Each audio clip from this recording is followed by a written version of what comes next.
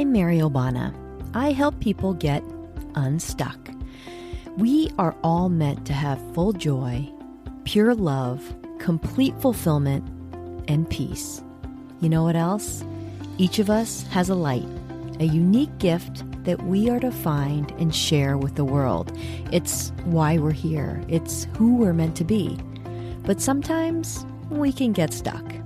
Join me as I work with Spirit to help people from all walks of life receive the messages they need to hear so they can understand what's standing in the way of all the joy, fulfillment, love, and peace they are meant to have so they can get on with a life they're meant to live so they can shine. Real people, real stories, starting now. Hello, it's Mary Obana. Welcome back to Shine the Podcast. As I promised in the introductory episode, I thought I would spend our time together this episode really kind of diving more deeply into the book, Shine, because the messages really that came through this book are going to be kind of foundational for the work that we will do with people in this podcast. So, to start, I'm going to kind of back up a little bit. I had mentioned how my first connection with Peter happened on a flight when my husband Michael and I were heading over to Tasmania in January of 2020. And I had said how I was taking this 21-day manifesting challenge with Gabby Bernstein, and I had put pen to paper as I took out my journal and kind of dove into the day's exercise, which was connecting to our spirit guide. So I'm just going to read you a few excerpts of what the messaging was when I first connected to Peter, my guide. And here it goes. So as I had started this process with journaling, I hear this voice in my head, kind of like, it's not really a different voice, but it's basically how you hear your thoughts, your own thoughts in your head. That's basically what it sounded like. But the language and the diction, the phraseology, all of it was definitely not coming from me. So I started to hear this voice, and I'm writing every single thing that I am hearing verbatim. As it's coming to me, I'm just jotting it down as quickly as possible. And I hear this voice from Peter, and I'm thinking to myself, wait, is that my voice? Like, am I imagining this? And I hear him responding to what I'm thinking as saying, and I'm writing this down in my journal. How do you know this isn't your voice? Well, it is your voice, but the voice of your higher self. I am Peter. Yes, I am Peter. I have the benefit of the wisdom of all consciousness. I'm here to guide, support, and protect you, always for your highest good and for the highest good of all. What is happening? I am thinking things and he's responding to me. And he then continues, the words that are spilling onto this page are directly from Spirit. You are good at channeling in this way. It's nice to communicate with you. I have so much to say, to share with you. You are about to embark on something very special. This is all about divine timing. Now, I'm looking up at Michael thinking, what is going on? He's looking at me thinking, what's happening? I'm just shaking my head and just writing. And then he goes on to say, yes, you will write a book. And he says, and I'm reading my notes from my journal, I know you find that hard to believe, but I know you know deep down that it's true. And you know it will happen because I will help you, much like this is happening now.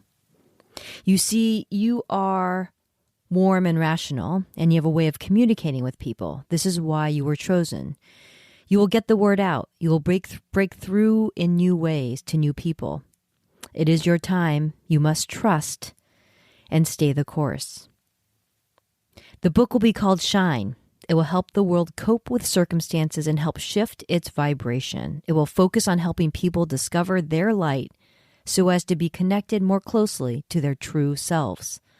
that alignment with their true selves will create a light that will expand your world and a shine that will light up the universe. The communication went on and on and on that day. And, as I reflect upon the message that I had received on that plane over the Pacific Ocean someplace, the truth is I had been asking for the chance to do something positive and the chance to help people see the best in themselves all along. Remember, I was participating in that manifesting challenge. Well, I'm going to share with you exactly what I asked to manifest. The first day of that challenge was on January 1st. And on that day, we were asked, as part of this exercise of this 21-day course, to write down what it was that you wanted to attract. And so we were asked 3 questions. What do you want to attract? In what way does that desire bring you joy? And how does that joy bring more service, love, and inspiration to the world? So I'm going to read to you exactly what I wrote in my journal on January 1st of 2020. What do I want to attract? I said, a way I can use my unique God-given gifts to serve and spread light, to make others feel better.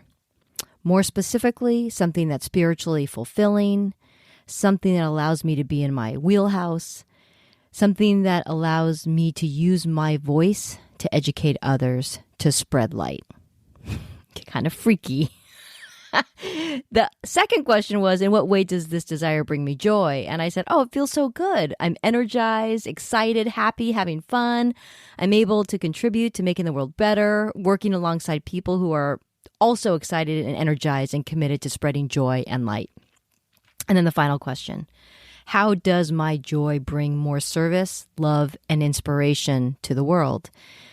And I wrote, by doing work that helps others, helps people be their most joyful, full, authentic, best selves. Light emits light, which emits light. Light work, yay. Now, when I wrote all of that on January 1st, in my mind, I was thinking I was going to go work for a company. And it was really just about finding the right type of company that did the kind of work that I wanted to be involved with. Work that really helped people, work that really shifted things. And so that entire thing that I wrote on January 1st was within that context. When I look back at what I wrote, and then I look at what happened, talk about wild, right? I mean, that's outrageous. I mean, it is exactly what I asked for, just not in a way that I could have ever imagined. They say that people's wishes are granted, but you just have to be open to how that might happen. Well, I guess that's what happened to me. And it happened fast because suddenly on January 18th, I started writing the book. And the book was called Shine, a simple guide to finding your light and letting it shine on the world. Now, everything about this book, every word of this message came directly verbatim from Peter, my spirit guide. I'm talking every word, comma, everything was exactly how I heard it. This part of the book, the entire kind of chapters, the introduction through chapter 8, which is really the bulk of the book, was all written by Peter and nothing was changed. I mean, literally, this is exactly how I heard it. Absolutely crazy.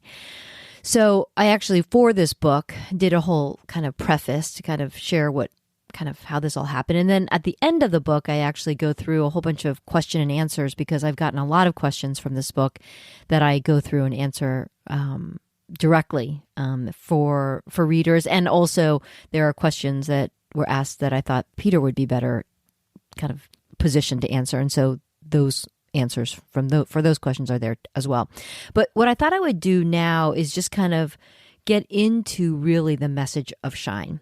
the message of this book, this beautiful message that is really all about our purpose, why we are here, what we are to do, what we are to remember. So Peter really begins with a message about how, first of all, just saying everyone has a light within them. That's the kind of first thing that he says. Everyone has a light within them. And that we have come to this physical world, this experience, with this light. And we are to have a fabulous time, essentially. Live with great happiness, full hearts, pure love. It's all good. That's why we're here. And we're also, he goes on to say, that we are all gifted with this thing. And this thing that we have, we are to spread and share.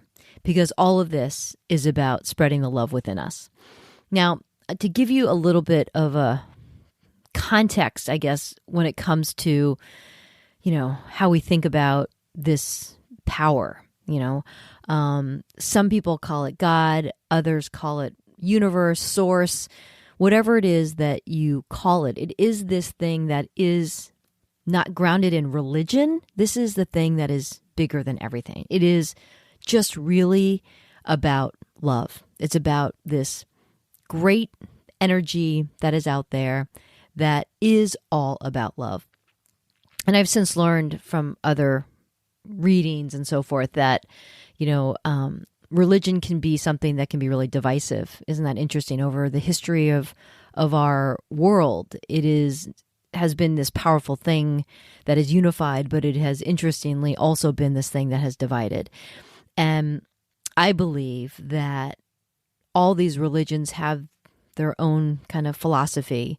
But if you kind of really roll all of these religions up into the highest message, it is really all about love. And that's really what it is all about.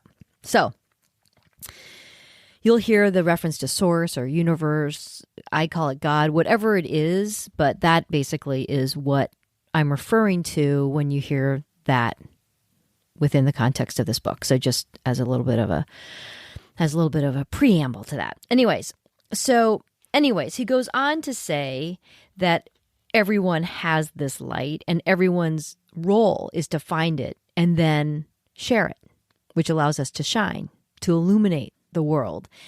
And that this gift that we've been given is unique to us. Each individual has something very unique to them. And all of their life experiences uniquely prepare you for your moment when you are to use this light and shine it. So the combination of this gift that we've been given, the special thing within us, and our life experiences, all of them, have uniquely positioned us to share this gift with a very unique perspective and something only we have and something the world needs from each of us. I thought that was pretty powerful. Like, wow. It also made me feel like all of the things that have happened in our lives have value. There's been pain, there's been struggle, there's been great stuff, all those different things, the people that have come into and out of our lives, all of that has been with purpose. And all of it kind of is combining to lead you to that moment where you're actually able to share your full self with the world and this gift within you. Okay, so why is it that we want to shine? What's so important about that? What Peter shares is that each of us has this deep knowing, this deep yearning for fulfillment that's steeped in meaning, that's steeped in a giving. And that is activated when we share that light within us. And all of that light, that experience that we bring forth, that shine is really what it's all about. People will feel good around you when you do shine. It's like all this great stuff. All the love is shared. And light, as you can imagine, the metaphor of light, I think, is fantastic because light is something that is only really useful when it glows, right? If you have a lamp and it's off, okay, well, it's a light, but it's not really shining. So it's not really illuminating anything. It's not really making things brighter. But when you have a light that you activate, you turn it on. And when you remember what that light is, when you recognize what that light is, that specialness within you, you turn it on. And guess what? You shine brightly. And that's a shine that warms everything around you, that has everything lightens up around you. And that's kind of what it's all about. So this book and this message is really all about our destiny, our purpose to find that light within us and find that inspiration to share it with the world. There's something about timing here. Okay, like when does this revelation happen? When are we inspired to even look deep within us? You remember how I kind of talked about in the last episode about how sometimes you have that feeling deep within you that there's something more, or there's something that you should know, or something that tells you the way you're feeling isn't the way you really are meant to feel. All of those things, I believe, I've come to learn are kind of messages, right? It's kind of the universe, source, God, our guides, kind of giving us a little bit of a elbow, kind of saying, hey, something more, something more. And I think that those things happen all our lives, but we hear them when we're ready. Does that make sense? So we hear them when we're ready to listen. And so while these messages, these tugs, these little nudges can be felt, can exist, sometimes we don't hear them at all. Sometimes we don't feel them at all. And then other times we do hear or feel them, but we don't do anything about them, kind of like what happened with me, right? And then there comes that point where you finally kind of take a step back and say, yeah, I need to listen to this. Or you feel more compelled to look into it, you know? And so that is the timing. That is that divine timing when it is time. And if that isn't felt yet, don't sweat it, you know? It just means that there's more stuff that you're to experience before you come to that moment. So don't wonder or yearn for it or be aggravated that it hasn't come or even kind of frustrated that it hadn't come sooner. Everything is divinely timed. You got to just believe that. Things happen when it's supposed to. All of these experiences are kind of unfolding within your life for a reason. And when you get to that moment, then you're ready. So then there are a couple of things that Peter talks about. You know, he talks about, okay, so you may reach that point where you're kind of feeling that tug, let's say, and you're like, all right, I'm going to look into this. But, you know, can I really afford the time to really look into this? I mean, after all, I've got kids to feed, you know, kids to put through college. I got mortgages to pay. It's like, I got stuff to do. I don't really have the luxury of time to be thinking or focusing on this. And this is what he shares. So he talks about abundance. This might feel like a little bit of a tangent, but really what it is permission. So he goes on to explain how abundance works. And he says you kind of have to know what abundance and how this works before you can allow yourself to really stop the busyness and focus on hearing the messages that you're supposed to be hearing and finding the light that is within you. And so what he talks about is that abundance is something that comes from your shine. So, you know, all of us, I think, we're all responsible, right? We've all got stuff to do. We got, you know, things we have to do to support our lives and our family and our quality of life that we want. And after all, we want to live with a nice quality of life with all the comforts that we appreciate. But what Peter discusses in Shine and the message that he delivers about abundance is that really abundance is something that comes from Shine. So we think of, you know, we got these bills to pay, for instance. So we're going to work to make money. And so we focus on the making money because of the responsibilities that we have. What the message is, and the thing that I've come to learn is that no, abundance comes from the work. That is, we don't work for abundance. abundance comes from the work. When we are focusing on our light, when we're focusing on our joy, abundance comes. Abundance follows joy. Abundance is a result of this great work of finding our light, of spreading the love. It comes from that.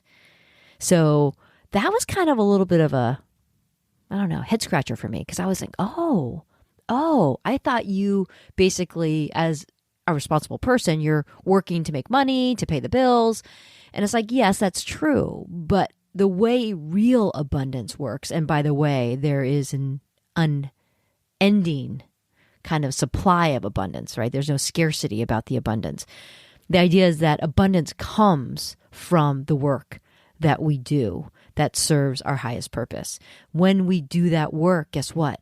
We are living in full joy because we love using that light, and others love and appreciate when we share in that light, okay? And so because of that energy, that vibration that we're then creating in that place, we attract all great things. Abundance is a result of all that we create, okay? So then it's kind of like, all right, but how do I know what my light is? Right? How do you go about doing that? Well, the great thing about this book and Peter's message is it's a step-by-step thing. It's a guide. It truly is a guide to finding your light. And what he does is he says, okay, guess what? If you are ready to find your light, well, guess what? And you don't know what it is, you don't remember what it is, this is what you need to do. Because you need to get into a state of allowing, to allow yourself to recognize what that light is, right? To really put yourself in a place where you can feel what that is, or you can hear the messages to tell you what that is. So what is standing in the way of us figuring that out? Well, he talks about these walls that we put up. We put up these walls that stand between where we are and where we're supposed to be, where we are and where all the good stuff is. The joy, the fun, the happiness, the lightness, all that great stuff. There's a wall between where we are and where we're meant to be. Okay. And when that wall is there, the question is, okay, well, how do I get rid of that thing, right? How do I take down that wall? Well, he has a very specific guide as to what to do. Okay. He said, so to take down that wall, it requires trust, listening, quieting your mind so the messages can come to you, or more accurately, so you can hear the messages that have always been coming to you. You just have to tune in. So to take down that wall, there are 4 steps. Okay, we're going to go through them. What are the 4 steps to taking down that wall? Number 1, you got to raise your vibration. Okay, I don't know if you've heard of this idea of vibration, but it's actually so cool. The whole idea of vibration is you've got the good stuff. If you think about it this way, this is the way I think about it. The good stuff out there is at a high vibration. So imagine you're like, in your car and you're flipping channels in your radio, okay? On your radio. There are some stations, right, that play some music. There's some stations that play news. There's some stations that play sports, whatever it is. We want to tune in to that station that is basically playing all the good stuff. And that's kind of how the universe works. It all is energy. It's all vibration. So we need to tune ourselves into that vibration so we can get all the good stuff. Okay, I know it might sound kind of funky, but it's actually the way it all works. So we just have to, if we're like in a state that we're not feeling it, we're feeling bummed out, we're feeling unworthy, we're feeling aggravated, guess what? We're tuning into the station that is delivering all that stuff. So we just get more of it.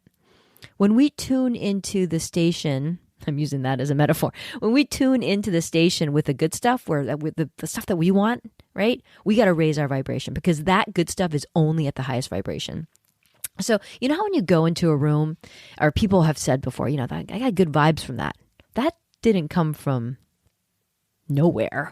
that means that that vibration felt good, right? You know how you go into a room sometimes and you feel, oh, it feels good? That's like a higher vibrating place. And if you also gone into rooms where it's like, ooh, chilly in here, it does not feel like a friendly place, right? That's low vibration. That's the way it feels. So we, in order to get the good stuff, we have to attract good vibrations, the high vibration stuff by getting into a good vibration place. The fastest way to shift our vibration, the fastest way is to get into a mode of gratitude, goodness, appreciation, love. That's how we do it. Okay. So getting into this mode, this higher vibration, is actually pretty simple. And it can happen really quickly. What I do when I want to get into a high vibration state, I have this really adorable, ridiculously cute, white, fluffy, mini golden doodle named Rudy. He is pure, complete love. He is just a little love bug, okay? And he's got the cutest little face. He's so sweet, pure love. No, he doesn't hold grudges. He doesn't have expectations. He just basically is just pure love. When I think of him, I just get this smile across my face. I feel like my whole body just goes through this blanket of just like, oh, sweet, love. You just feel his love. That feeling is raising your vibration. So if you've got something you can think about, it can be that little baby, it could be a kid, whatever it is, that immediately puts you in a place of feeling good. That's what you want to think about. Sometimes when we think about people, we think, and in that moment, let's say we're kind of aggravated at them or whatever, I don't know, whatever, then that is what that person will bring to you when you're thinking about that person in that moment. So for me, the surefire way of getting to a high vibration is I think of my dog, just because he's just always 100% pure love. Anyways, that's me. That's what I do. Anyways, the idea is getting and raising your vibration. Okay. And when you raise your vibration, you get into that wavelength that you want to be in, that positive mode. Okay. So that's the first step. Raise your vibration. The second thing you need to do to take down that wall is to quiet your mind. Now, quieting your mind can be hard for a lot of us, right? We get busy minds, a lot of stuff going on up there, right? So to quiet your mind, it actually can happen in a lot of ways, and it really depends on how you work. But meditation, for sure, is one way to get there, particularly if you've got a great practice that you can get to that point of quiet. Sometimes it's hard, but meditation works because it's intentional, right? You are actually going to a place where you're like, okay, now I'm going to set some time aside where I can just quiet the noise. Okay. So meditation can actively put you in that mode of listening. Okay. So that's why meditation is so great. But there are other ways of also quieting your mind. Some people can quiet their mind by walking the beach or working in the garden or going for a run. Those times where you can just be by yourself, right? Be kind of uninterrupted, just in that place where you could just breathe and slow down and quiet the noise so you can listen. Okay? That is quieting your mind. That's the second step of kind of lowering that wall so you can allow the good stuff in. The third thing to do is that you have to accept this idea that information is actually trying to make its way to you, that there is information trying to get through to you. Okay. So if you're sitting there thinking, oh yeah, no, that's not happening to me. Or, oh no, no, I don't have that going on. Guess what? You're shutting down, right? That skepticism is preventing you from getting all the things that you want. It, I heard this great phrase. It says resistance, when you resist, it persists. I think that's what it was. Yeah. When you resist, it persists. And so the idea for this third thing is accepting that the information is making its way to you. Suspend that skepticism. Accept that you are worthy, that there is all this good stuff, yes, for you specifically, and welcome the idea that this information is just trying to get its way to you, right? They want that information to get to you. You want to receive it so you can get on with the business of shining, Okay, because that's when all good stuff happens. Okay, so again, suspend the skepticism, accept that information is making its way to you. And the fourth thing is just to surrender. And I know that sounds easier than it can be, I know, for lots of people. Giving up control, it can be really hard. And we've got these really active egos, and some of us have egos that are more active than others. The point is, though, these egos want to take and keep control. Okay? The ego convinces us over years and years and years that relinquishing control is a sign of weakness. Wait, what? No, you can't be lazy. You can't be passive. You got to keep control, right? Everything that happens because of you. This is the voice of the ego desperately trying to keep control, desperately trying to keep that wall raised. Because that very thinking and behavior is the very thinking and behavior that put the wall up to begin with. Right? So, and that wall, what? It's limiting your access to all that good stuff, all the joy, fulfillment, fun, peace, lightness, all that stuff is on the other side of that wall. All the delights you came here for, right? You just have to surrender. Lower the wall, lower your hands of defense, okay? Surrender, okay? Just know that it's coming to you and stop trying to control it. So these four things: raising your vibration, quieting your mind, accepting that information is making its way to you, and surrendering. These are the ways that allow us to tune in so we can hear the voice within us that's ready to tell us what our light is. When you are ready to do these four things, when you're ready to really listen, you will enter into a state of allowing. And when that happens, guess what? You're taking down that wall that stands between you and all the great stuff that is waiting for you, right? It's basically like, I feel like it's kind of like a big wall that's blocking the sun. It's like we want to take that thing down so the light can pour in, right? So allowing. That is a key part of figuring out where your light is. You got to let it in. You got to let it in, stop resisting, and allowing your ability to recognize and remember that special thing within you. So now let's get to finding your light. What is your light?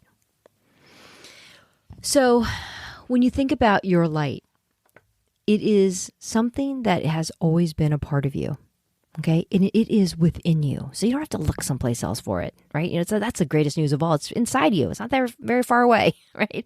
It's deep down inside you. You know actually what it is deep down. You know it is, and you know it really well because it's a part of you, okay? So where's your light? How do you find it? Well, now that you've kind of taken down this wall of resistance and you've allowed, right, this to happen, this is the exercise that Peter asks us to go through, which I think was really interesting because it really captures the essence of what your light is all about. So think of a time when you made somebody else feel really great. You just made someone else feel really great. But this is the clincher. It's a time when you felt good too. Because sometimes we do things for other people to make them feel good, but it doesn't necessarily make us feel good. Think of a time when you can imagine, remember, feel when you made somebody else feel really good and it made you feel really good. And because of that, you would do it again and again and again and again because it was awesome.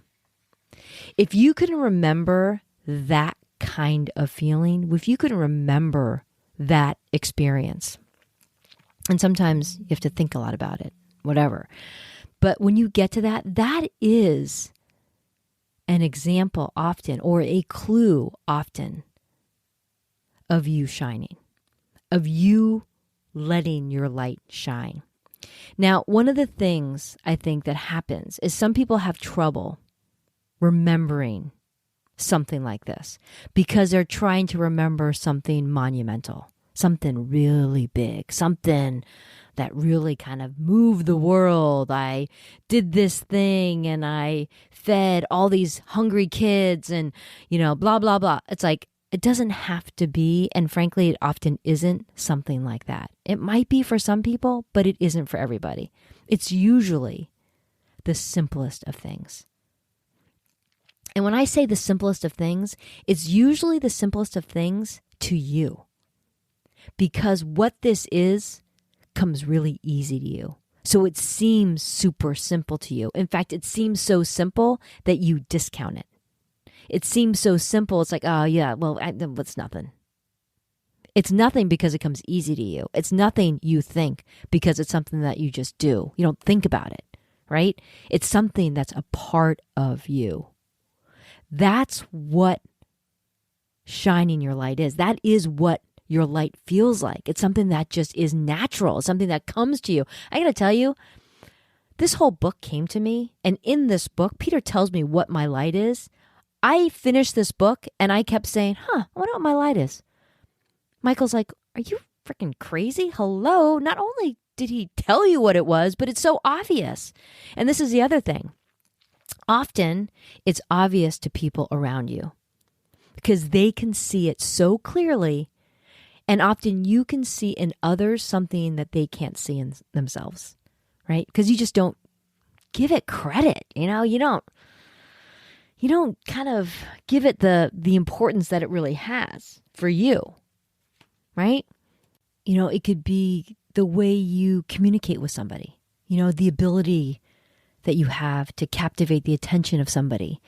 It could be using your hands, your ability to create something beautiful. It can be your ability to create something that makes someone's life easier. It can be the creation of a service. It can be just that stillness that people have when they're with you, that just makes people feel calm and peaceful. So all of these things can come in a lot of different forms, It's as unique as each of us are unique. All these things are different. And, Peter kind of talks about, which I thought was really interesting in this book. He talked about how, why you want to shine and that feeling of knowing and a fulfillment that's steeped in giving. And he said, you may have reached points in your life before where you have a drive to do something and you've reached that goal, and that goal could be, landing that cool job or getting that new car or saving enough for a house or whatever that might be. Okay. And you work really hard, you get to that point and it's great. There's nothing to be ashamed of. We're supposed to have things that make us feel good. That's all good. Nothing to apologize for. But have you noticed when you reached or received those things, when you drove to a goal, it provided kind of just a temporary sense of satisfaction? And the next thing you know, before you know it, you're on to the next thing. Okay, now I want to get, that fix up our backyard, or I want to save for that vacation, or whatever it might be, the better car, the nicer bathroom, the whatever it might be. You're on to the next thing. This is a sure sign that which you're driving toward is not that shining thing, right? It's just something that makes you feel good, sure, but it's this temporary satisfaction that it gives. When you are shining your light, it is not temporary. It fills you with this immense joy, right? This sense of like being in your wheelhouse, the sense of just being in your zone because it's what you do, you can do it well. And that's really what this whole process is about. Finding that thing within you that makes you so special. That's this gift within you that you have been given. You have been given so you could share it with the world in this life experience. That's how important that gift is. And it's something only you can share, right? So our jobs, when we think about what our life purpose is, why we're here, our job is to find that light within us, understand what that light is within us, celebrate that thing, that special thing within us, and then share it and shine it. Because that's when all good stuff happens, right? That's when we can connect with others. That's when we can spread that love to others. That's when we feel best, is when we're sharing, connecting, giving. Because the joy that comes back to us because of that giving is priceless. That's what it means to find your light.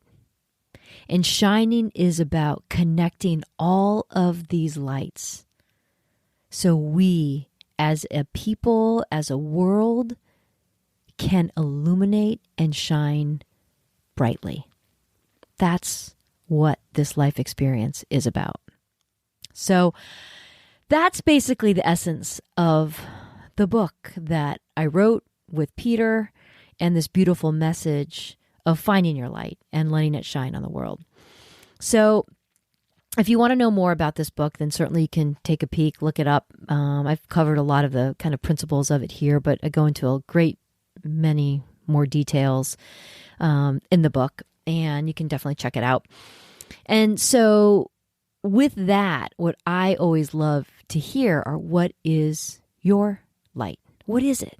And I'd love for you to share it below in the comments. Share with me what your light is, and share your comments and your thoughts on all of this, and your